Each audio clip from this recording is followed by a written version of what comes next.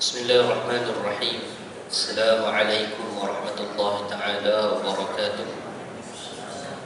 Al-Fatihah bil qabul wa tamam kull sul wa ma'mul wa ila hadratir rasul sallallahu alaihi wa alihi wasallam. Al-Fatihah. A'udzu billahi minasyaitonir rajim. Bismillahirrahmanirrahim. Alhamdulillahi rabbil alamin arrahmanir rahim maliki yaumiddin. إياك نعبد وإياك نستعين اهدنا الصراط المستقيم صراط الذين أنعمت عليهم غير المغضوب عليهم ولا الضالين آمين. الحمد لله الذي هدانا لهذا وما كنا لنهتدي لولا أن هدانا الله. اللهم صل وسلم على نور الأنوار وسر الأسرار وترياك الأغيار ومفتاح باب اليسار سيدنا مولانا محمد المختار وآله الأطهار وأصحابه الأخيار عدد نعم الله وإفضاله.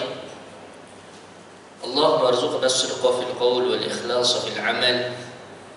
اللهم اجعلنا من الذين يستمعون القول فيتبعون أحسنه. اللهم ارزقنا فهم النبيين حفظ المرسلين وإلهام الملائكة المقربين بجاه سيد الأولين والآخرين آمين يا رب العالمين. أما بعد. Alhamdulillah tuan-tuan dan puan-puan rahmat Allah. InsyaAllah hari ini kita akan sambung lagi pengajian kita dalam kitab Jauharul Munazzam pada menerangkan keistimewaan Rasulul A'zam sallallahu alaihi wa alihi wasallam. Dan pada pertemuan kita lepas kita telah masuk ke dalam kelebihan baginda Nabi SAW yang ke-8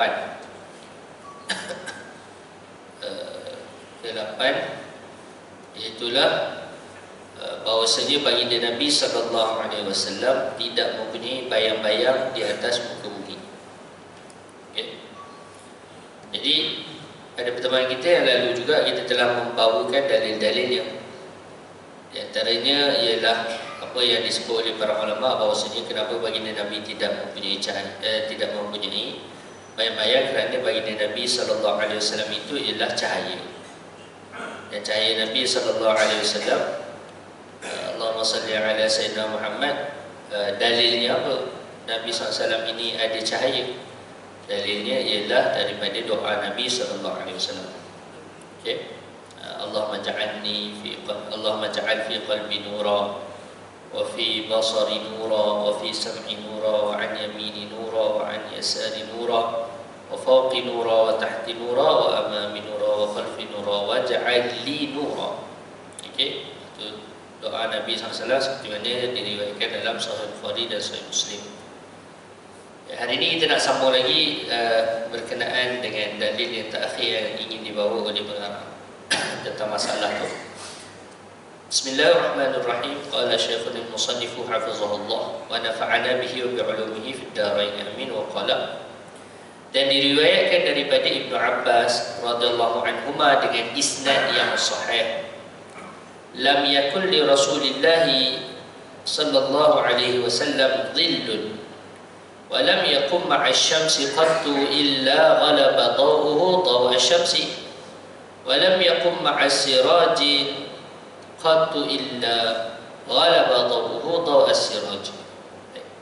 Artinya kata Ibnu Abbas, ini sepupu baginda Nabi SAW, anak kepada Al-Abbas. Dia kata apa? Dia kata tidak pernah terjadi kepada Rasulullah SAW bayang-bayang dan tidak berdiri baginda Nabi sallallahu alaihi wasallam di bawah matahari melainkan cahaya baginda sallallahu alaihi wasallam mengalahkan cahaya matahari. Dan tidak berdiri baginda sallallahu alaihi wasallam bersama suatu lampu melainkan cahaya baginda sallallahu alaihi wasallam mengalahkan akan cahaya lampu tersebut. Jadi ini ialah daripada mukjizat baginda Nabi sallallahu alaihi wasallam.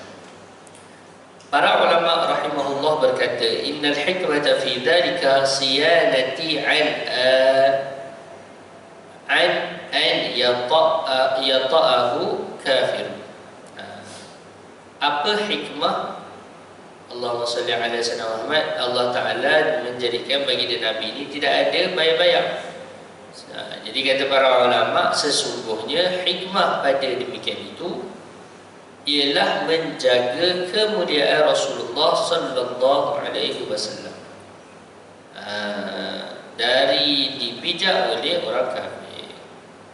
Jadi kata para ulama, kenapa dia tak ada bayang-bayang? Sebab dia kita kalau waktu kecil-kecil tu kan, kita kalau tak boleh nak kejar orang tu, kita pijak dia demi bayang-bayang kan, seolah-olah macam pijak dia lah.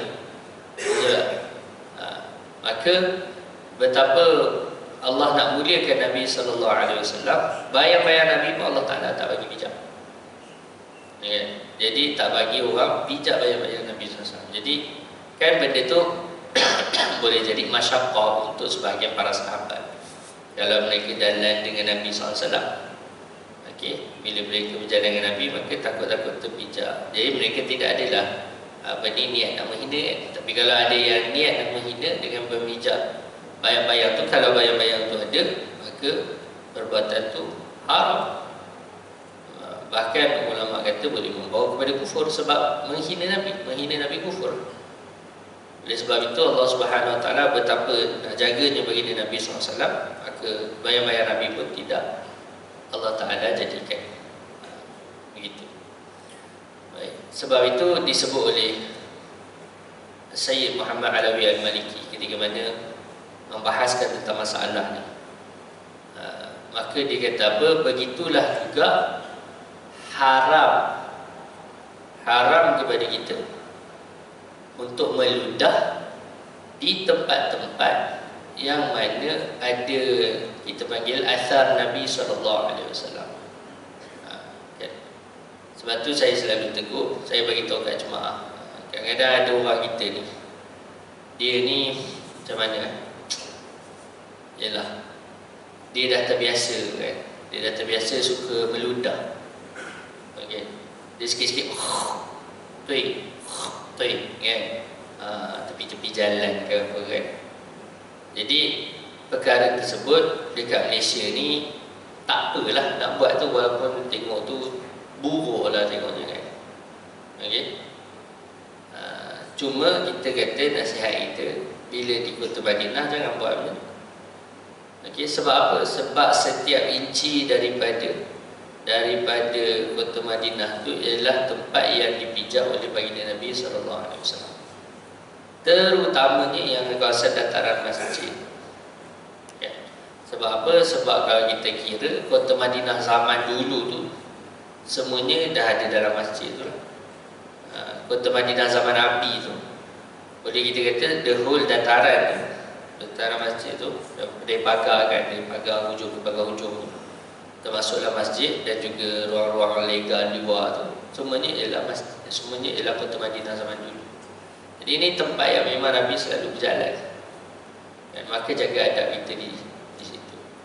Sebab itu kita ni nak belajar adab, kena tengok bagaimana para salafus soleh beradab dengan Kota Madinah. Tuan-tuan, saya tak rasa ada negara atau negeri yang mana ditulis tentang negara dan negeri tersebut sedetail orang menulis tentang Kota Mekah dan Kota Madinah. Saya ada kat rumah saya tu ada satu kitab, nama dia Wafa'ul Wafa' fi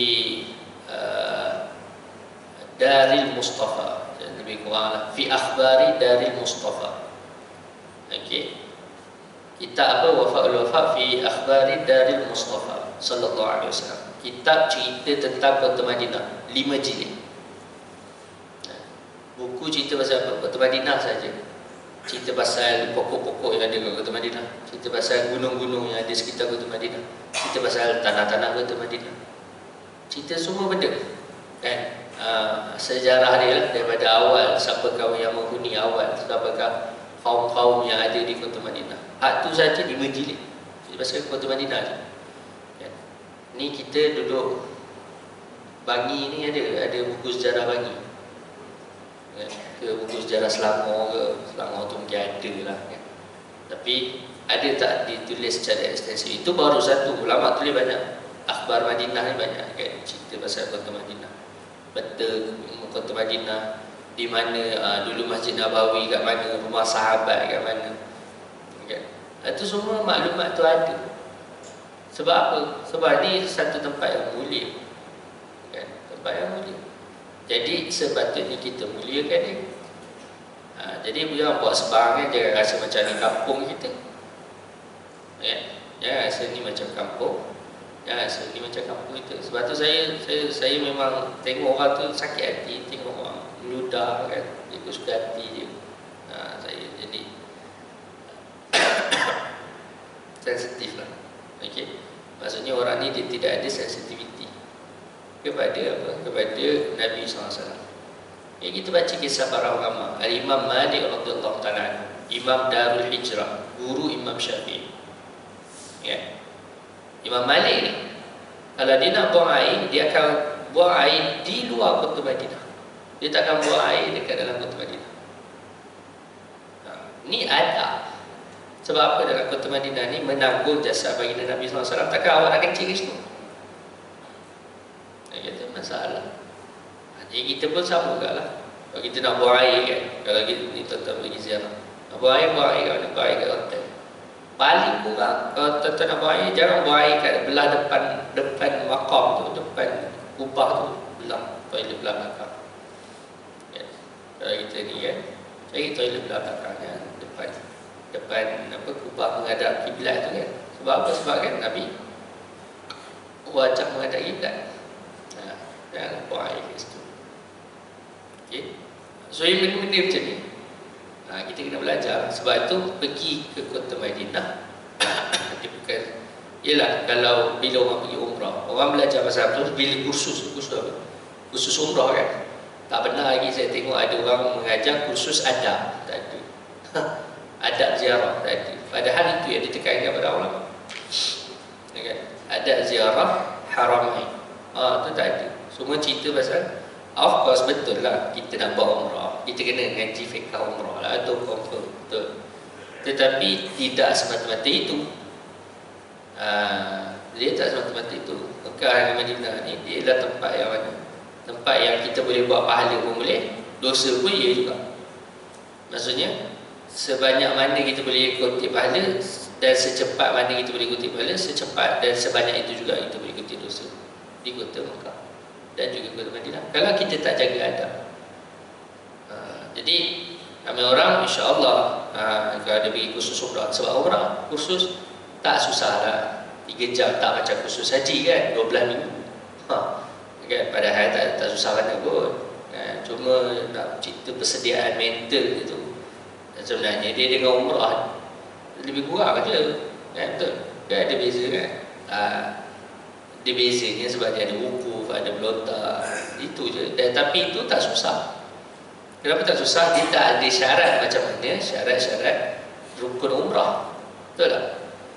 Rukun umrah yang menjadi rukun haji juga tu dia tak ada syarat seperti mana yang mana menjadi rukun haji atau wajib-wajib haji tu. Okay. Sebab apa? Sebab melontar, boleh je melontar tak suci kan. Perempuan yang tengah haid boleh melontar, boleh. Boleh wukuf Arafah, boleh. Ya, jadi dia hukum tak ada masalah kan. Masalah hukum tak ada masalah. Masalah apa? Masalah amal, masalah adab. Itu yang ramai orang tak ada. Itu problem. Jadi pergi ke kota Madinah, kita kena belajar adab. Saya selalu tekan benda itulah kan? Belajar adab, belajar adab. Kalau kita punya pembimbing kita tak ajar masalah tersebut, maka kita kerugian lah, kerugian. Boleh? Sebab apa tuan-tuan, kita sekarang ni ialah apa, jiwa kita ni ialah orang yang berjiran dengan Nabi SAW. Maka setiap jiran dia ada hak-hak dan adab-adab dia ya. Jadi kita dengan jiran sebelah rumah kita pun ada adab yang kita kena jaga. Ini berjiran dengan Nabi SAW, takkan boleh buat tak tahu je. Jadi sebab itu para ulama dia sangat hati-hati ya. Para ulama dia sangat hati-hati. dalam masalah tu. Boleh? Khalas. Jadi itu poin saya lah. Jadi kalau itu ulama kata apa, kalau kita ni meludah di tempat-tempat tu kan, ialah saya secara peribadi saya pun tak rasalah mereka tu meludah dengan dia nak menghina, kan? Dia orang ludah tu sebab tak tahu apa, sebab dah terbiasa. Ialah.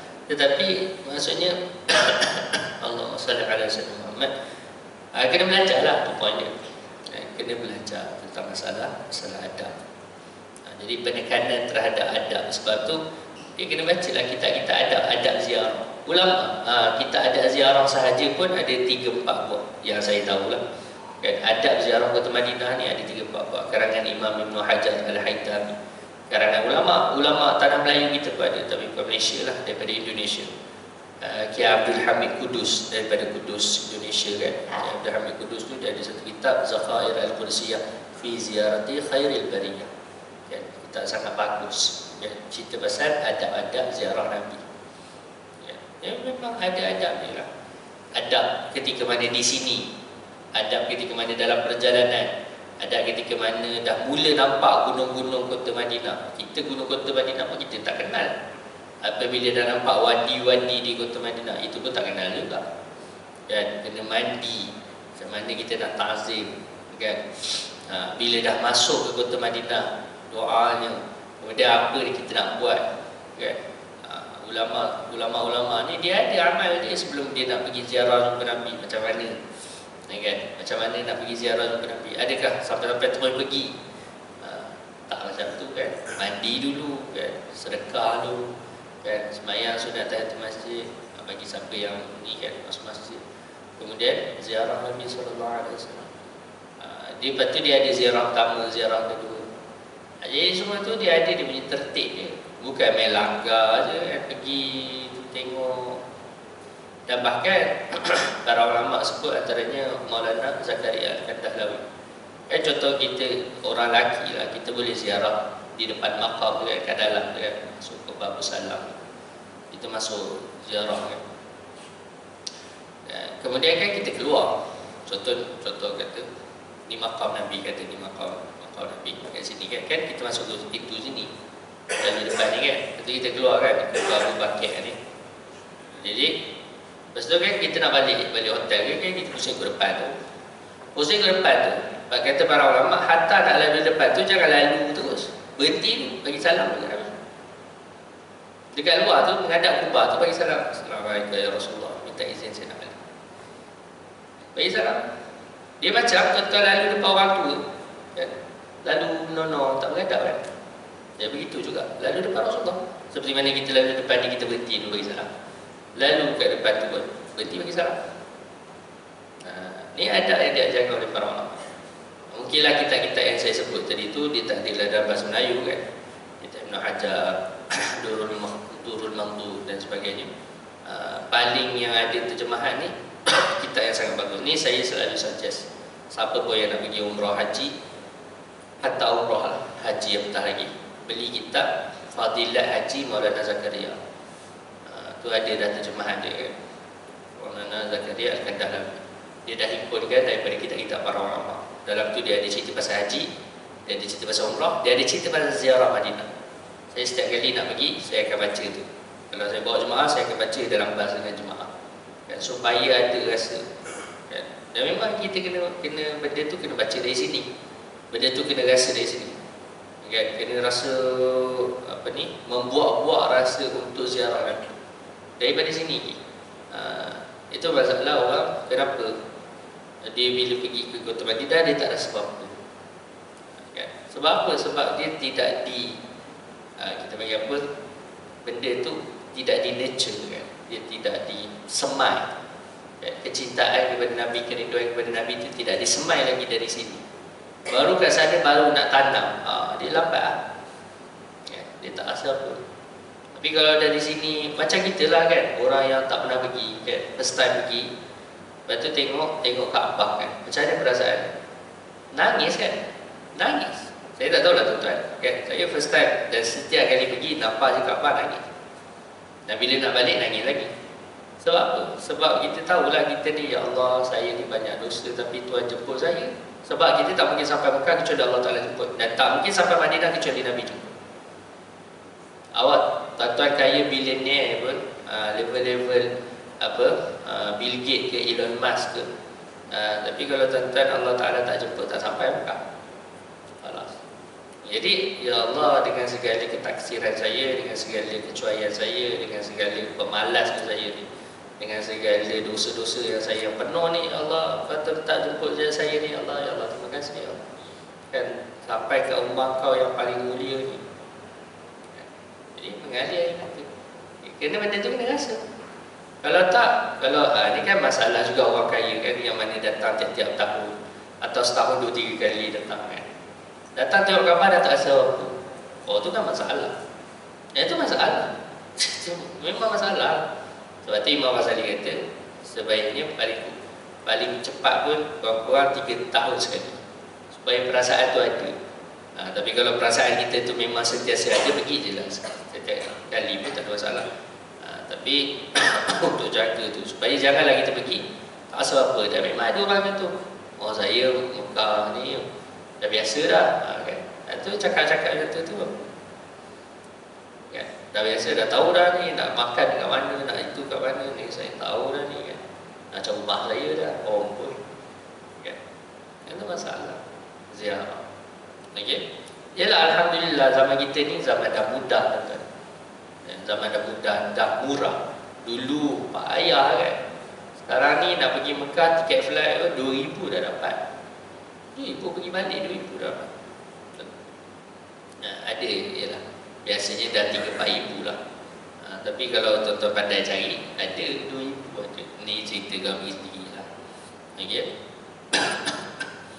Jadi itu belajar dah tu. Jadi nasihat saya paling kurang, saya insyaAllah fiqh umrah tu saya yakinlah travel agency semua akan ajar lah tuan-tuan. Yang tuan-tuan nak kena tambah lah apa, ni bagi ni kan anak hujung-hujung tahun ni, orang nak pergi umrah tu ada. So cadangkan saya beli kitab Fadilat Haji Maulana Zakaria. Ada Shopee tuan-tuan, kat Shopee. Saya pun suruh orang beli Shopee. Saya beli dekat Sri Taling lah. Tapi orang lain tu saya suruh beli Shopee je, ada. Dalam tu memang kita akan baca bagaimana kisah para ulama ketika mana ziarah, bagaimana kisah para ulama pergi haji. Itu semua tu untuk datangkan apa? Datangkan semangat pada kita, datangkan rohani pada kita. Kan ulama dulu ada kemampuan nak naik kenderaan, tak, dia jalan kaki. Dia jalan kaki. Untuk apa? Ni perjalanan rohani mereka. Kan? Kalaulah boleh berjalan dengan kepala, dia nak berjalan dengan kepala tak? Tu kan betapa. Sebab memang berjalan ke haji ni, kita perlu berjalan dalam keadaan yang kita ni nak tunjuk kita ni hina kepada Allah Ta'ala. Untuk apa? Untuk mengharapkan rahmat daripada Allah Ta'ala. Jadi dalam kitab tu dicerita, bawa kisah-kisah, macam-macam kisah yang ada, tuan-tuan boleh baca. Itu dia punya suggestion lah, tuan-tuan. Allah. Kemudian berkata Nazim, كتفاه قد علتا قوما إذا جلسوا عند الولادة صفيانا بمختتني. Keterangan pada bait ini, Nazim rahimahullahu taala telah menyatakan keistimewaan Rasulullah sallallahu alaihi wasallam yang ke-9 dan ke-10. Habis dah kita ni kan. 10. Dalam kita ni kan cerita pasal 10 kelebihan Nabi. So ini kelebihan yang ke-9 dan ke-10. Daripada baginda Nabi SAW, iaitu yang ke-9, annahu sallallahu alaihi wasallam idza jalasa ma'a qaumin kana katfahu a'la minhum.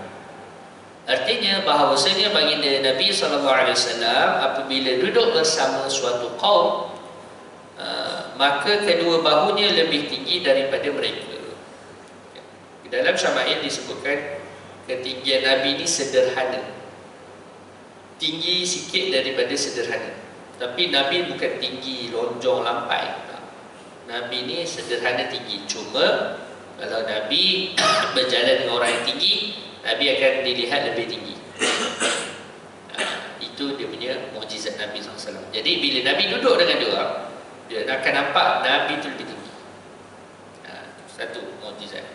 Yang kedua, annahu sallallahu alaihi wasallam wulida makhtunan. Ini masyhur. Kita baca maulid, kita baca kitab-kitab maulid, ini masyhur. Apa dia? Artinya bahawasanya baginda sallallahu alaihi wasallam dilahirkan dalam keadaan telah berkhatan. Kelebihan Nabi yang kedua ialah apa? Nabi lahir-lahir dah siap khatan. Okey, dah siap khatan. Dalil-dalil ni. Adapun dalil yang menunjuk atas bahawasanya baginda Nabi sallallahu alaihi wasallam apabila duduk bersama kaumnya maka kedua bahunya lebih tinggi daripada mereka, maka iaitu hadis yang telah dikeluarkan oleh Ibnu Abi Khaythamah di dalam kitab At-Tarikh dan Al-Baihaqi dan Ibnu Asakir daripada Aisyah radhiyallahu anha, dia berkata, lam yakun Rasulullah sallallahu alaihi wasallam bil tawilil ba'id wala bil qasiril mutaraddid wa kana yunsabu ila rab'ati idza masya wahdahu wa lam yakun ala halin yumashihi ahadun minan nas yunsabu ila tuli illa qalahu Rasulullah sallallahu alaihi wasallam wa la rubbama katafa tanafahu ar-rajulani at-tawilani fayatuluhuma fa idza faraqahu nusiba Rasulullah sallallahu alaihi wasallam ila rab'ati. Baik. Artinya tubuh Rasulullah sallallahu alaihi wasallam tidak terlalu tinggi dan tidak terlalu rendah. Dan adalah baginda sallallahu alaihi wasallam nampak sederhana apabila berjalan seorang diri. Dan tidaklah baginda sallallahu alaihi wasallam berjalan dengan seseorang yang lebih tinggi, melainkan baginda sallallahu alaihi wasallam kelihatan lebih tinggi daripada dia. Apabila baginda SAW berjalan dengan dua orang lelaki yang tinggi, maka baginda SAW kelihatan lebih tinggi. Dan apabila mereka berpisah daripada Rasulullah SAW, maka Rasulullah SAW akan kelihatan sederhana. Boleh? Dan telah menyebutkan juga oleh Ibnu Sabu' rahimahullah di dalam Al-Khasa'is sedemikian, dan beliau menambah annahu kana idza jalasa. Jadi Ibnu Sabu' dia bawa riwayat itu, kemudian dia kata, dia tadi cerita masalah berjalan. Now kan, sedangkan dalam syair tadi dia sebut tentang duduk. Jadi Ibnu Sabu' dia kata apa? Annahu kana idza jalasa yakunu katfuhu a'la min jami'il jalisin. Dia kata artinya bahawasanya adalah baginda sallallahu alaihi wasallam apabila duduk, maka bahu baginda sallallahu alaihi wasallam kelihatan lebih tinggi daripada sekalian orang yang duduk. Itu. Para ulama mengatakan bahawa hikmah Allah Azza wa Jalla mengurniakan keistimewaan demikian adalah untuk memperlihatkan kemuliaan Rasulullah sallallahu alaihi wasallam, sehingga tiada siapa yang dapat mengatasi ketinggian zahir baginda sallallahu alaihi wasallam, sebagaimana tiada siapa yang dapat melebihi ketinggian martabat baginda sallallahu alaihi wasallam. Itu mukjizat baginda Nabi sallallahu alaihi wasallam. Wallahu a'lam. Dan ada pun dalil yang menunjuk atas bahawasanya baginda Nabi sallallahu alaihi wasallam dilahirkan dalam keadaan telah berkhatan. Pertama, masalah ni kita sebut awal masalah tu khilaf. Jadi kalau ada orang dia tak setuju, ya benda tu normal. Benda ni khilaf. Dia ada beberapa riwayat lah tuan-tuan. Itu point dia lah. Dia ada beberapa riwayat. Baik. Jadi kita nak baca, dia kata apa kat sini?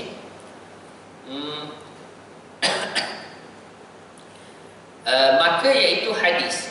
Okay. Nabi SAW dilahirkan dalam keadaan telah berkhatan, maka iaitu hadis yang telah diriwayatkan oleh At-Tabarani dan Abu Nuaim dan Al-Khatib dan Ibnu Asakir dengan pelbagai jalan. Maksudnya perjalanannya terturuk, kan? Pelbagai jalan periwayatan hadis. Okey.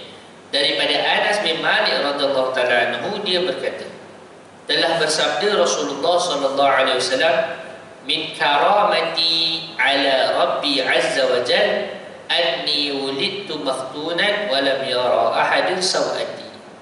Artinya setengah daripada kemuliaanku yang dikurniakan oleh Tuhanku adalah bahawa aku dilahirkan dalam keadaan telah berkhatan dan tiada seorang pun yang melihat auratku. Disebut oleh Nabi SAW, oleh Sayyidina Anas bin Malik. Jadi ini memang riwayat dan telah mengeluarkan oleh Ibnu Adi dan Ibnu Asakir daripada Atha daripada Ibnu Abbas radhiyallahu anhuma. Dia berkata, wulida Rasulullah sallallahu alaihi wasallam masrura makhtuna. Dilahirkan Rasulullah sallallahu alaihi wasallam dalam keadaan telah terputus tali pusat dan telah berkhatan. Hadis ini juga telah dikeluarkan oleh Ibnu Asakir daripada Ibnu Umar dan Abu Hurairah. So sebenarnya ramai sahabat yang riwayatkan. Okey, ramai sahabat yang riwayatkan. Berkata Imam Al-Hakim rahimahullah dalam Al-Mustadrak. Ini Mustadrak Imam Hakim. Mustadrak ala Sahihain. Okey, maksudnya kitab hadis-hadis sahih yang tak dikeluarkan oleh Imam Bukhari dan Imam Muslim. Tapi jadi Imam Al-Hakim dikeluarkan. Dia kata apa? Waqad tawataratil akhbaru anna Rasulullah sallallahu alaihi wasallam wulida makhtunan masrura. Artinya dan sungguh telah datang secara mutawatir. Maksud mutawatir ni apa tuan-tuan? Banyak dah hadis, banyak sangat hadis yang mana sampai dah hadis tu sampai tahap sahih yang mutawatir. Maksudnya tak boleh diragukanlah perkara tersebut dia kan. Maksudnya, okey, hadis-hadis yang menyatakan bahawa Rasulullah sallallahu alaihi wasallam dilahirkan dalam keadaan telah berkhatan dan telah terputus tali pusat. Ini pendapat Imam Al-Hakim. Baik. Tapi macam saya sebut tadi, dia ada tambih. Jadi Syekh bagi tambih kat sini. Kata tambih, peringatan. Ketahuilah bahawa para ulama telah berkhilaf dalam masalah ini. Jadi benda tu ada khilaf. Maka setengah daripada mereka itu mengatakan bahawa baginda Nabi SAW dilahirkan dalam keadaan telah berkhatan seperti yang telah tersebut dahulu, dan setengah mengatakan bahawa baginda Nabi SAW dikhatankan oleh datuknya Abdul Muttalib. Okay? Jadi sebab tu dia ada khilaf tu. Yang ketika baginda Nabi SAW berusia 7 tahun seperti yang dipegang oleh Ibnul Qayyim dan Al-Dhahabi. Ini pendapat ni dipegang oleh ulama hadis juga, iaitu Ibnul Qayyim dan juga Imam Zahabi, Al-Hafiz Al-Dhahabi. Itu pendapat yang kedua. Pendapat lain pula, dan setengah mengatakan bahawa baginda Nabi SAW dikhatankan oleh Sayyidina Jibril alaihi salam. Sewaktu pertama kali Jibril alaihissalam membelah dada baginda Nabi sallallahu alaihi wasallam. Ke mana? Dekat rumah Halimatus Sa'diyah. Okay. Dekat rumah Halimatus Sa'diyah di perkampungan Bani Sa'ad. Perkampungan Bani Sa'ad ni ke mana tuan-tuan? Sekarang ni tak jauh lah. Maksud saya tak jauh tu, orang sekarang dah banyak ziarah lah kawasan berhampiran tu, iaitu di mana? Di Taif. Dulu saya rasa 10-15 tahun yang lepas tak ada orang pergi ziarah Taif kan. Tak ada lah. Setakat saya ingat waktu saya pergi 2010 dulu, tak famous lagi lah tempat ziarah Taif ni. Tak ada lah travel yang buat pergi ziarah Taif kan. Sekarang ni ziarah Taif tu dah termasuk antara kawasan wajib lah orang pergi ziarah kan. Cuma ada satu benda juga kan? Dia pergi ziarah Taif ni sepatutnya kita mengenang apa ni, Allahumma salli ala sayyidina Muhammad, perjuangan Nabi SAW lah. Tapi masalahnya orang sekarang pergi Taif, pergi apa? Pergi berseronok-seronok, pergi naik kabel car ke? Yang tu Saya tak kata benda tu haram, suka hati tuan-tuan lah nak naik kan, pilihan masing-masing. Tetapi nampak pelik lah kan, tempat yang Nabi berdarah, luka-luka, tiba-tiba kita sonok-sonok. Memang Taif ni ialah tempat percutian orang Arab zaman Nabi lagi. Sebab Taif ni sejuk, macam Cameron Highland. Jadi Mekah kan panas, lembab, kosong, tak ada apa-apa. Taif ni kebun. Ialah tanah sejuk macam kita, tanah sejuk. Ada sayur, ada strawberry lah, macam-macam kan. Sama lah sana, macam tu juga lah buah dia kan. Dia ada buah. Dia tanah yang mubarakah lah. Cuma kita pergi situ bukannya nak pergi tengok kebun dia kan. Kita nak mengenal jasa Nabi SAW, dakwah Nabi SAW. Kemudian ada peperangan pula kan, peperangan Taif, bagaimana ada sahabat yang syahid. Itu yang kita nak ingat. Tapi dah orang kita pergi Taif untuk apa? Pergi main. Pergi apa? Sebab Nabi pasar buah kan? Takkan sehina itu kita punya niat dan tujuan kita, tuan-tuan. Jangan bazirkan duit tuan-tuan dengan benda yang terlampau kecil nilainya di sisi Allah Ta'ala. Betul?